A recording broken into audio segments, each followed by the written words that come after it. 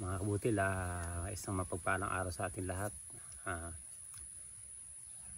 tayo po yung may magkwentuhan mga kabutil, sa minsan daan natin yung mga ina-experience natin nung tayo medyo bata-bata pa. Mga kabutil, ang aking pong maikukwento sa inyo at magiging inspirasyon at motivation sa mga individual na lalo na sa pag-uusapan po natin ay yung pagiging empleyado, manggagawa, o kaya naman ay sinasabi nilang boy, o ano man ang ating mga posisyon sa ating buhay na ginagalawan. Pero ang aking pong sasabihin ay ikukwento sa inyo yung pagiging empleyado. Ibig sabihin, pag nagiging empleyado ka, mayroong amo, mayroong kang amo, may kumpanya, ganyan. Sa akin pong experience nung ako po ay nagtatrabaho pa, nagsimula pa ako mga 1980, mga 1994, ganun po, 95. Napaka-excited po mga kabutil na magtrabaho. Kumbaga nag-apply ka, tapos nag-prepare ka ng mga requirements, and then natanggap sa trabaho. Napakasarap po na yung unang araw mo sa trabaho ay napakasarap damhin. Kumbaga nakaka-excited. Sa totoo lang mga kabutil, kasi nung mga panahon na yun, pag ikinikumpisa talagang napakasarap na pakiramdam. Ngayon, ang pagiging isang empleyado po ay isang pribilehiyo sa atin na mga mahihirap. Ibig sabihin, siyempre mahirap tayo. Mag-a-apply tayo sa mga respectable na mga company na willing tayong tanggapin. Kaya nung ako po ay nag-start ng trabaho, talagang binigay ko po yung 100% ko sa pagtatrabaho. Kailangan makisama sa kumpanya, sa mga co-workers, sa mga kasamahan sa trabaho. Kasi yung po number 1, pakikisama at obey, sumunod sa rules and regulation ng kumpanya para po mapaganda ang performance, and then siyempre pribilehiyo rin sa sarili mo na magampanan mo yung trabaho ng maayos. Sa totoo lang mga kabutil, napaka memorable yan sa akin, dahil lalong-lalo na yung unang sweldo. Kasi siyempre nung ako nakatanggap ng ganong sweldo, kasi dati 10 piso, 20 ang binibigay ng ating magulang baon sa school, hindi man tayo nakakahawak ng ganong kalaking halaga. Nung panahon na yon, ang minimum ay nasa 145. Ngayon nasa 600 na yata, napakalayo na. Kaya po mga kabutil, ang naipapayo ko sa mga empleyado, mahalin nyo po yung kumpanya, mahalin nyo yung mga kasama nyo sa trabaho, para po mag-grow yung ating mga sarili as a employee, at para po gumanda ang ating performance. Kung hindi sakaling halimbawa nagsawa na kayo sa kumpanya na yun at mag-apply po kayo sa ibang company, at least good record kayo, makakita sa 2-1 file nyo na maganda yung good record nyo. Pag nag-apply kayo is matatanggap din kayo sa ibang kumpanya dahil good ang performance mo. Kasi hihingi ka ng certification, yun ipapakita mo. Ay lalong-lalo na ngayon, ang kailangan ngayon ay mga certification na nagpapatunay na ikaw ay may experience na sa trabaho. Yun po ngayon ang karaniwan na hinihingi. Kailangan meron pa nga at least 2 years experience, 3 years experience. Paano ka magkakameron ng experience? Kasi nangyari po sa akin yan unang apply ko, oo, kasi hindi po ako natanggap na unang apply ko, yung padalwa na. Ang hinihingi sa akin experience. Ang sabi ko, paano po ako magkakameron ng experience?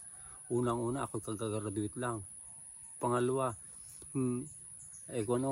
pag hindi nyo ako binigyan ng trabaho, hindi ako magkakameron ng experience. Di ba? Kung tanggapin mo ako, di magkakameron ako ng experience ngayon. Kasi ganun po ako Binalik ko po sa nag-interview sa akin na, bakit na ikaw ba nag-uumpisa ka? Ikaw ba may experience ka agad? Di ba wala rin? Ba't ka tinanggap ng kumpanya? Binigyan ka ng ng pribilehiyo na tanggapin para magkameron ka ng experience. Kaya nung panahon na yun, yung nag-interview sa akin, medyo na-open siya, pero tinanggap din po ako kasi siguro na-realize na, oo nga naman, paano ka makaka-experience kung hindi kita tatanggapin. Kaya doon pa lang po ako nagpapasalamat kasi na-open ko siya, pero tinanggap naman niya yung aking sinasabi. Kaya doon ako po yung natanggap, pinagbutihan ko yung trabaho, and the same time naging kaibigan ko po yung nag-interview sa akin sa tuwing na binabati ko siya. Kaya pinakita ko sa kanya na yung aking ugali ay talagang ako po ay mapagmahal sa empleyado. Minahal ko rin ang kumpanya. At na po may sakit ako talagang pasok. Ganun po mga kabutil ang ating dapat maging ugali. Ano po? Kung saan po tayo kumikita, mahalin po natin yung ating trabaho.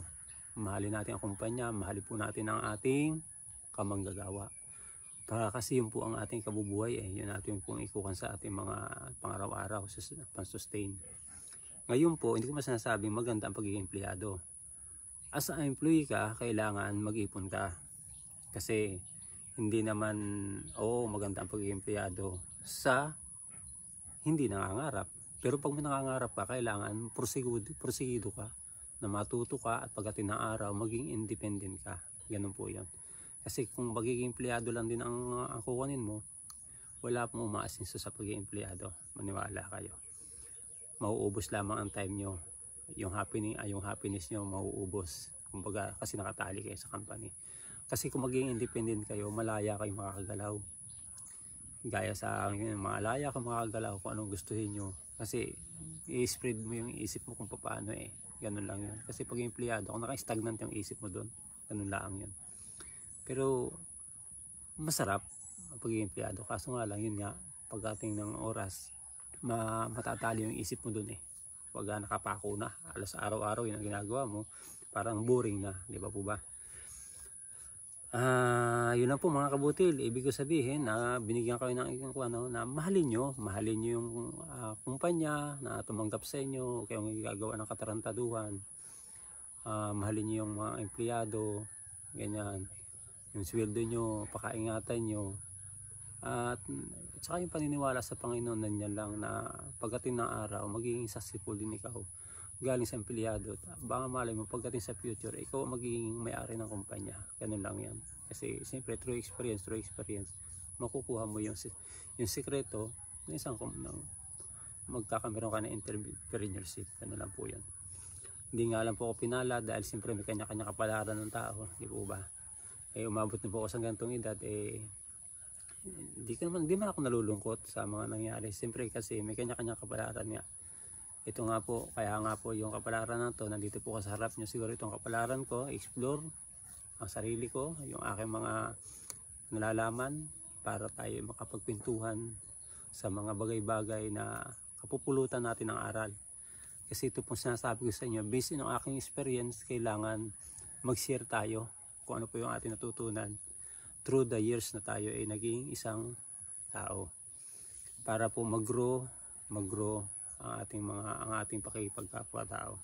Kasi kung di man tayo pinalad na maging mayaman, pero mapalad naman tayo sa puso natin at sa isipan natin na tayo mapagmahal sa ating mundong ginagalawan, lalo na sa ating kapwa, pamilya at sa Panginoon, why not na ba't natin tatago, diba ba? Kailangan ibigay natin para po sa mga taong may problema, makapanood ng aking video at makarinig, sila po ay magkameron ng buhay o magkameron ng hamon sa kanilang sarili na yung pala yun ang sikreto. Kailangan po bawat problema ay kailangan po natin solusyonan. Araw-araw ganun po yun. Kasi lagi ko po sinasabi, ang problema lagi may solusyon dyan. Nasa tamang pag-iisip at pag-aaral lamang yan at sa nagdadala. Yun na po, samahan natin ng panalangin. Kasi yun po ang gamot panalangin para po tayo ay magamot yung ating problema. Kasi kung another problem ang ating gagawin, ay magkakadoble-doble lang tayo. Kaya nga mga kabutil, muli ang pagiging empleyado ay mahalin ninyo. Kasi yun ang simula ng pagiging isang tayo ay magkameron ng hanap buhay. Kaya sikapin natin pati na may matutunan tayo sa ating mga ginagawa. Ano man po ating ginagawa, karpintero, basurero, sa kontraksyon, sa opisina, o ano pa man, sa social media. Ibig ko sabihin, mahalin yung iyong ginagawa. Mahalin. Para sa ganon, lumago ang ating individual talent. Ganun po yan. Kaya mga kabutil, muli, sana nakatulong ako sa ating kwentuhan. Maikli lang ating kwentuhan. Maganda sana kung mabaka. So nga lang, siyempre, may time is go. Kaya mga kabutil, muli, ingat tayo kung ano man ating ginagawa. God bless.